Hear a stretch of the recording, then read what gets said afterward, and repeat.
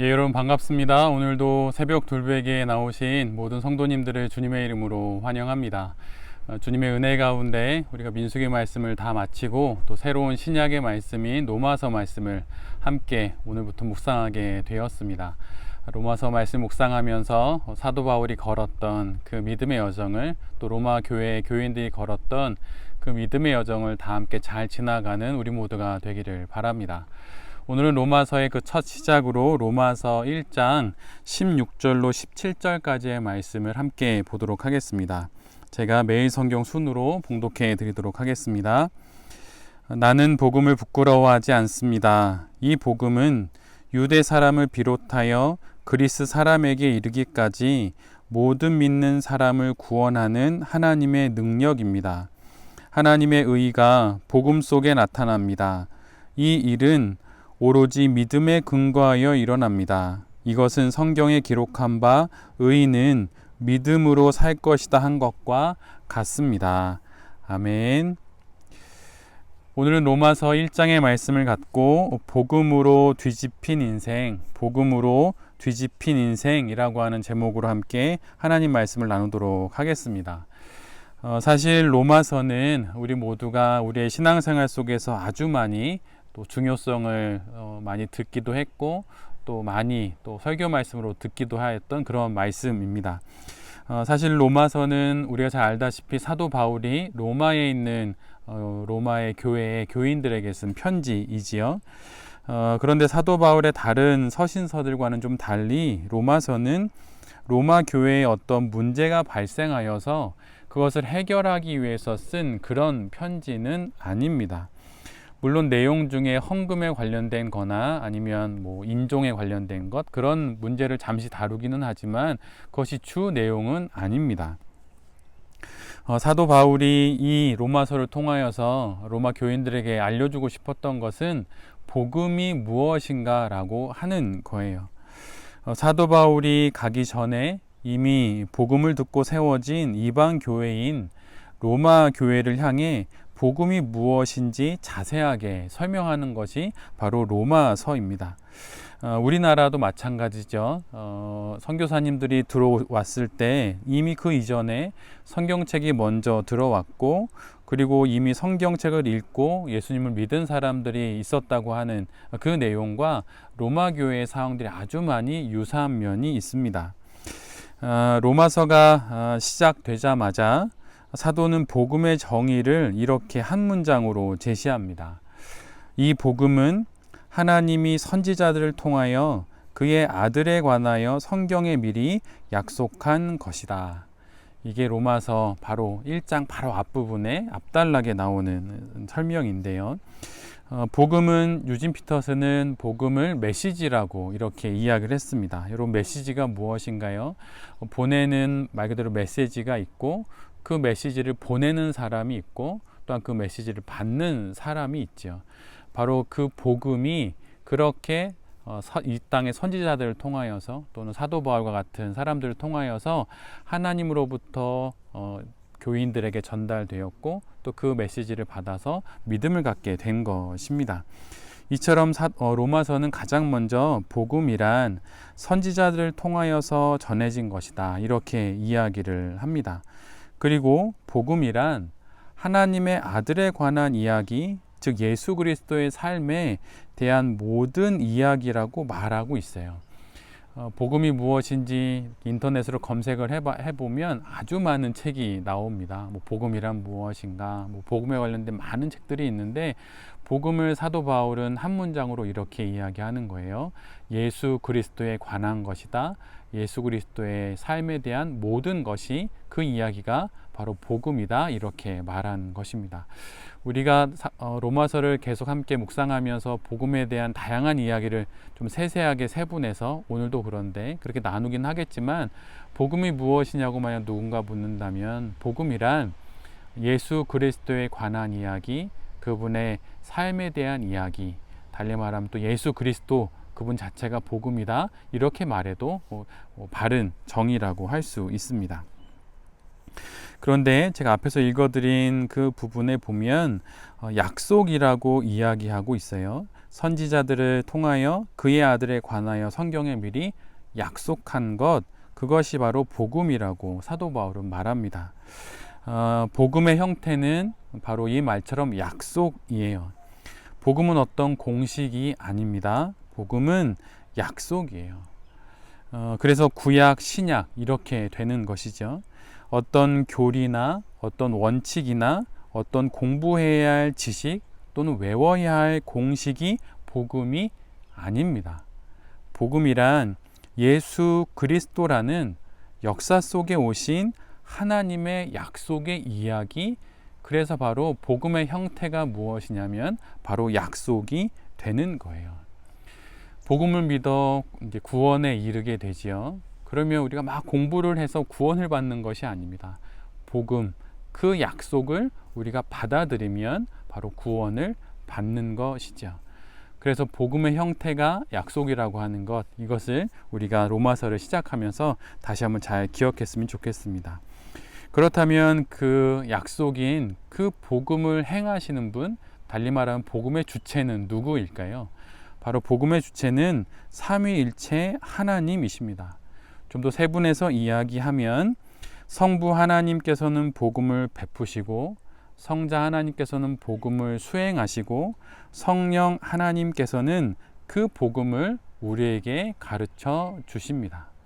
베푸시고 수행하시고 가르쳐 주시는 것이죠. 그래서 우리가 그 약속을 받아들임으로, 그 복음을 받아들임으로 구원을 얻는 것입니다. 그래서 복음의 주체자, 그거는 어떤 사람, 어떤 교리, 어떤 교회, 어떤 한 공동체, 그게 전혀 아니고 복음의 주체는 바로 하나님이 되는 것이지요. 그리고 바로 구원이란 이 복음을 받아들이는 거예요. 사도는 바로 이 구원을 위해 로마의 교인들에게 이 복음을 다시 잘 설명하는 것입니다. 그렇다면 복음이 하는 일이 무엇일까요? 사도 바울은 오늘 본문에서 복음에 대한 자신의 반응, 또 자신의 경험들, 이런 것을 이렇게 설명해 줍니다. 사도 바울이 복음을 듣고 처음으로 그가 보였던 반응은 그것을 증오하는 거였어요. 사실 오늘 본문을 보면 사도 바울은 복음을 이제는 받아들여서 복음을 부끄러워하지 않는다고 이렇게 말합니다. 그러니까 창피해하지 않는다고 말해요. 그런데 사실 우리가 무엇인가를 부끄러워하고 무엇인가를 창피해하는 것은 뭔가 부족하고 모자라서 남들이 보면 좀 찌질해 보이니까 그것을 부끄러워하는 것이죠. 근데 사실 사도 바울은 복음을 애초에 부끄러워한 것이 아니라 복음을 증오했어요. 사도 바울이 말한 것처럼 그는 복음을 가지고 있는 사람, 그리스도 예수를 전하는 그 사람들을, 그들을 증오했습니다. 근데 여러분, 증오라는 한자를 자세히 보면 미울 증에 미울 오예요. 그런데 여기서 오, 우리가 이렇게 발음으로는 오라고 발음하지만 그 한자는 사실은 악을 뜻하는 악할 악자입니다.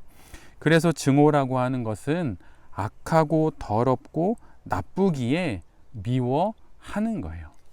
그냥 부끄러워서 증오하는 게 아닙니다. 나쁜 것이고 더러운 것이고 또한 악한 것이기 때문에 증오하는 것, 미워하는 것, 바로 그런 것이죠. 근데 사도 바울에게 복음은 애당초 부끄러운 것, 그런 가치가 아예 없고, 부끄러워할지 부끄러워 안 할지 이런 정도가 아니라 그것은 악한 거였습니다. 더러운 것이었고 나쁜 것이었어요. 그런데 이랬던 그를 뒤집어낸 것이 바로 복음입니다. 복음이 하는 일이 무엇입니까? 바로 이렇게 복음을 증오했던 사람들을 뒤집어내는 일을, 그것이 바로 복음이 하는 거예요. 복음을 증오했던 그를 뒤집는 것이 복음이고, 복음을 더러워했던 그를 뒤집은 것이 복음이고, 복음을 미워했던 그를 뒤집은 것이 바로 복음이 하는 일입니다. 마치 시장에 가면 어떻게 부침개 같은 걸 사 먹을 때가 있지요. 노릇노릇해진 부침개를 다 익으면 확 뒤집듯이, 그렇게 복음이 그렇게 사도 바울을 완전히 뒤집어 놓은 거예요. 완전히 부끄러워하는 것, 그것을 넘어서서 증오했던 그를 완전히 뒤집어서 반대편으로 보내버린 것이 바로 복음이 하는 일입니다. 사울을 바울 되게 한 것이 바로 복음이 하는 일이고, 아브라함이 되게 한 것이 바로 복음이 하는 일이에요. 복음이 바로 이렇게 뒤집는 일을, 그래서 죄인을 뒤집어 의인이 되게 한 바로 그 일을 바로 복음이 하는 것입니다. 죄인을 뒤집어 의인이 되게 하고, 죽은 자를, 죄로 인해서 죽을 수밖에 없었던 우리를 뒤집어 새로운 피조물이 되게 하는 것, 이렇게 역전을 만들어내는 것, 그것이 바로 복음이 하는 것입니다. 죽은 나사로를 예수님께서 살리십니다. 근데 이것이 단순히 죽음에서 생명으로 넘어간 그 일을 우리에게 보여주시기 위함일까요? 그것보다 사실 더 깊은 의미가 있습니다. 죽음이 복음으로 인해 하나님의 약속의 성취이신 예수 그리스도로 인해 생명이 되는 사건, 바로 복음이 하는 일을 우리에게 보여주는 것이 바로 나사로가 부활하게 된, 다시 살아나게 된 바로 그 사건의 의미입니다. 바로 이 복음 앞에 예외는 없어요. 우리 중에 그 어떤 누구도 어떤 사연과 사건, 어떤 경우를 만나든 그 모든 상황들이, 또 그가 겪는 우리 모두가 그 안에서 복음을 통해 다 뒤집어질 수 있는 것입니다.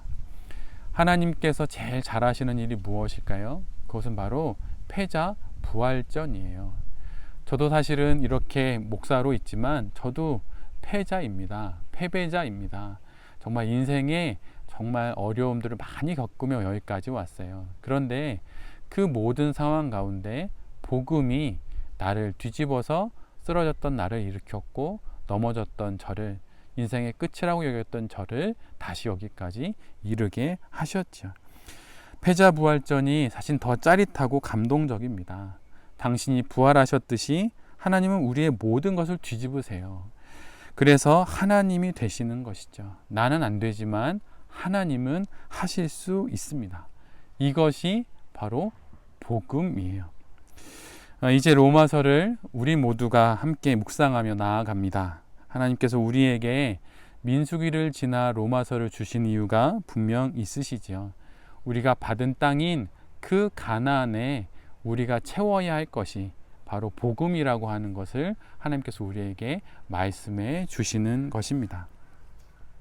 5월의 마지막 토요일을 우리 모두가 이렇게 맞게 됩니다. 이제 주일을 지나면 이제 새로운 또 6월이 시작이 되지요. 복음으로 뒤집혀 사울이 바울이 되었듯이 우리에게 주신 새로운 가나안으로 들어가서 복음으로 뒤집힌 인생을 살아가는 새벽 돌베개의 모든 성도님들과 또 이 말씀을 전하는 제 자신이 될 수 있기를 간절히 기도드립니다. 아멘.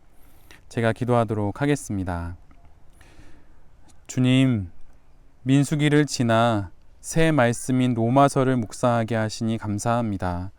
로마서의 말씀을 통해 변화된 마틴 루터처럼, 아우구스티누스처럼, 존 웨슬리처럼 그렇게 변화되는 일이, 그렇게 뒤집히는 일이 우리 인생에 일어나게 하여 주시옵소서. 로마서를 한 장 한 장, 한 구절 한 구절 묵상해 가는 동안 우리에게 놀라운 변화가 일어나기를 간절히 소원합니다. 말씀이신 주님, 우리에게 당신의 뜻을 행하여 주시옵소서. 당신의 복음으로 뒤집힌 인생이 우리 모두가 되게 하여 주시옵소서. 이 모든 말씀 예수 그리스도의 이름으로 기도드립니다. 아멘.